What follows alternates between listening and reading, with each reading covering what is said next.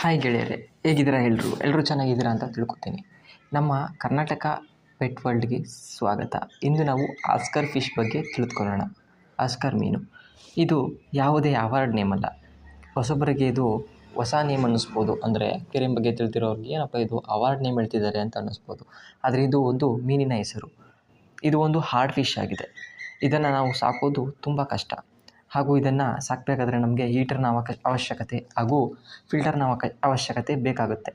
ಈ ಮೀನು ಆಸ್ಟ್ರೋನೋಟಸ್ ಒಸಾಲಬಸ್ ಎಂಬ ಪ್ರಭೇದದ ಮೀನು.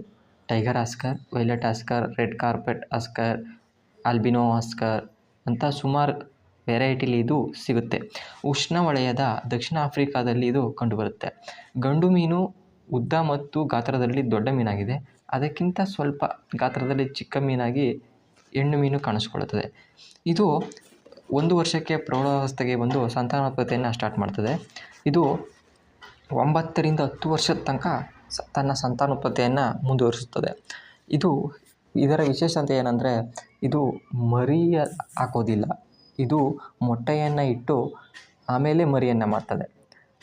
ಇದು ಒಂದು ಸಣ್ಣ ಪ್ರೌಢಾವಸ್ಥೆಗೆ ಬಂದ ಆಸ್ಕರ್ ಹೆಣ್ಣು ಮೀನು 200 ರಿಂದ 300 ತನಕ ಮೊಟ್ಟೆ ಇಡ್ತದೆ.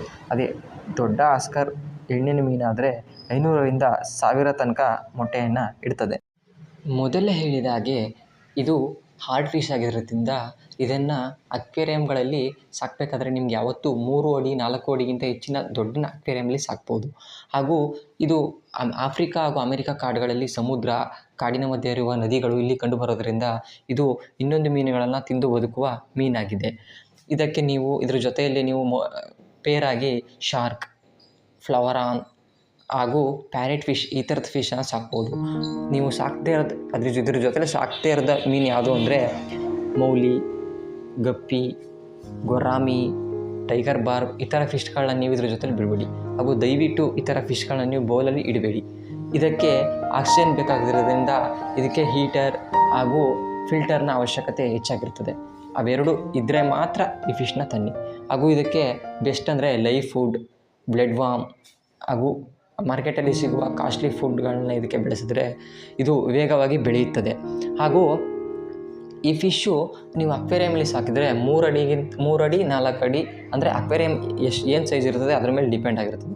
ನೀವು ಅಕ್ವೇರಿಯಂ ಸೈಜ್ ಏನಾದರೂ ದೊಡ್ಡದಾಗಿರುತ್ತಂದರೆ ಇದು ವೇಗವಾಗಿ 3 ಅಡಿ 4 ಅಡಿ ತನಕ ಬೆಳೀತದೆ. ಅದೇ ಇದು ಕಾಡಲ್ಲಿ ಏನಾದರೂ ಆರಾಮಾಗಿ ಇದ್ದರೆ ಇದು 5 ರಿಂದ 8 ಅಡಿ ತನಕ ಬೆಳೀತದೆ.